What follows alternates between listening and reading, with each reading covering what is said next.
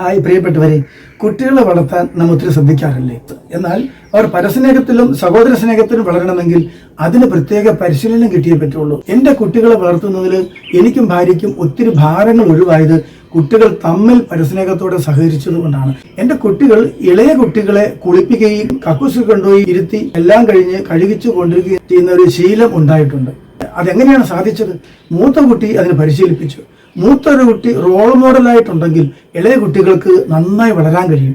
അതുകൊണ്ട് എല്ലാ കുട്ടികളെയും എല്ലാ നന്മയും പഠിപ്പിക്കുന്നതിനേക്കാൾ മൂത്ത കുട്ടിയെ ഒത്തിരിയേറെ നന്മകൾ പഠിപ്പിച്ചും പരിശീലിപ്പിച്ചും വളർത്തിയാൽ ഇളയ കുട്ടികൾ അതനുസരിച്ച് കണ്ടു വളർന്നും വരും. മാതാപിതാക്കളെ അനുകരിക്കുന്നതിനേക്കാളേറെ സഹോദരങ്ങളെ അനുകരിക്കാൻ കുട്ടികൾക്ക് ഒരു ശ്രദ്ധയുണ്ട്. കാരണം അവരെല്ലാം സമപ്രായക്കാരൊക്കെ ആയതുകൊണ്ട്. സഹോദര സ്നേഹത്തിന് വളരണമെങ്കിൽ അവർക്ക് ലഭിക്കാത്തൊരു സ്നേഹം കൊടുക്കാൻ കഴിയില്ല. സ്നേഹം ഉള്ളിൽ എങ്ങനെയാണെന്ന് അറിയുന്നത് അവർക്ക് ലഭിച്ചാണെന്ന് അറിയേണ്ടത്. ദൈവത്തിന്റെ സ്നേഹം അവരിലേക്ക് ജന്മനാൽ ലഭിക്കുകയല്ല, മാതാപിതാക്കളിലൂടെ ലഭിക്കുകയാണ് ചെയ്യുന്നത്.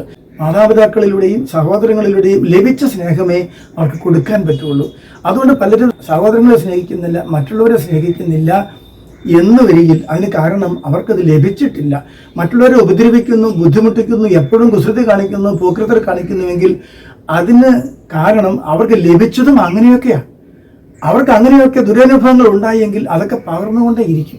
സ്നേഹം അവർക്ക് ലഭിച്ചുവെങ്കിൽ സ്നേഹവും പകർന്നുകൊണ്ടേയിരിക്കും. ശൈശവം മുതലേ നാം കുട്ടികളെ ഇതിന് പരിശീലിപ്പിക്കേണ്ടതുണ്ട്. എൻ്റെ മൂത്ത കുട്ടിയെ അവൻ്റെ അനിയനെ കുളിപ്പിക്കാൻ പഠിപ്പിച്ചു. കക്കൂസി കൊണ്ട് ഇരുത്താനും എല്ലാ കാര്യവും കഴിഞ്ഞ് കഴുകി നിക്കറിടിയിച്ച് തിരികെ കൊണ്ടുവരാനും പരിശീലിപ്പിച്ചു. ആദ്യമൊക്കെ അവന് കൈ ഇച്ചിച്ചാകും എന്നൊക്കെ പറഞ്ഞ് അറപ്പ് പറഞ്ഞു. എന്നാൽ ടോയ്ലറ്റിൽ വെച്ച് കുട്ടിയെ ഞാൻ നന്നായി കഴുകിയ ശേഷം മൂത്ത കുട്ടിയോട് ഒന്നുകൂടി കഴുകാൻ പറഞ്ഞ് അങ്ങനെ ഇച്ചിച്ച് കയ്യിൽ പറ്റാത്ത രീതിയിൽ കഴുകാനൊക്കെ പഠിപ്പിച്ചിട്ട് വീണ്ടും അല്പം ഇച്ചിച്ച് പറ്റിയാലും കുഴപ്പമില്ല, മോനെ കൊണ്ട് അനിയനൊരു പ്രയോജനം ഉണ്ടാകണ്ടേ, ഈ മോന് സ്നേഹം കൊണ്ട് കഴുകി കൊടുത്തേ എന്നൊക്കെ പറഞ്ഞ് കഴുകിപ്പിച്ചു. പിന്നീട് ഇച്ചിച്ചൊന്നും മൈൻഡ് ചെയ്യാതെ അവൻ കഴുകി. അനിയന് സ്വയം കഴുകാറാകുന്നത് വരെ എൻ്റെ മൂത്ത കുട്ടിയാണ് കഴുകിച്ചത്. അതുകൊണ്ട് എന്തായി, ഈ രണ്ടാമത്തെ കുട്ടി മൂത്ത കുട്ടിയിൽ നിന്നും ഈ സ്നേഹം ലഭിച്ചത് കൊണ്ട് അവൻ്റെ ഇളയ കുഞ്ഞിനെ കഴുകാൻ ബുദ്ധിമുട്ടുണ്ടായില്ല. കയ്യിൽ ഇച്ചിച്ച് പറ്റുമെന്നൊക്കെ മൂത്ത കുട്ടി അന്ന് ഞങ്ങളോട് പറഞ്ഞത് ഈ രണ്ടാമത്തെ കുട്ടി പറഞ്ഞിട്ടില്ല. ഈ രണ്ടാമത്തെ കുട്ടി വളരെ സന്മനസ്സോടുകൂടി, ഒരു അമ്മയുടെ മനസ്സോടുകൂടി അവന്റെ ഇളയ കുഞ്ഞിനെ കഴുകിക്കാനും കുളിപ്പിക്കാനും ഒക്കെ തയ്യാറായിരുന്നു. അതുപോലെ തന്നെ ഈ മൂന്നാമത്തെ കുട്ടി, നാലാമത്തെ കുട്ടിയും, അങ്ങനെ എൻ്റെ 5 കുട്ടികളും പരസ്പരം സ്നേഹം അനുഭവിച്ചും ലഭിച്ചുമാണ് വളർന്നത്. ഇങ്ങനെ സ്നേഹം ലഭിക്കുന്നത് കൊണ്ടോ അവർക്ക് സ്നേഹം കൊടുക്കാൻ കഴിയും, എല്ലാവർക്കും സ്നേഹം കൊടുക്കാൻ കഴിയും. അപ്പോൾ ലഭിച്ച സ്നേഹമാണ് കൊടുക്കേണ്ടത്. ലഭിച്ചിട്ടില്ലെങ്കിൽ കൊടുക്കാൻ കഴിയില്ല.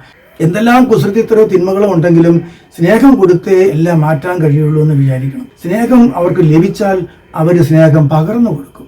അതുകൊണ്ട് ഒത്തിരി സ്നേഹം കൊടുത്തും മാതൃകപരമായി സ്നേഹിക്കാൻ പഠിപ്പിച്ചും പരിശീലിപ്പിച്ചും കുഞ്ഞുങ്ങളെ വളർത്തിയാൽ അത് നമുക്ക് സമൂഹത്തിനും സഭയ്ക്കും വലിയൊരു നന്മയാണ്. കുട്ടികൾ എത്രമാത്രം ഉയരങ്ങളിൽ എത്തിയാലും ഈ നന്മകളൊന്നും ഒരിക്കലും അവർ മറക്കില്ല.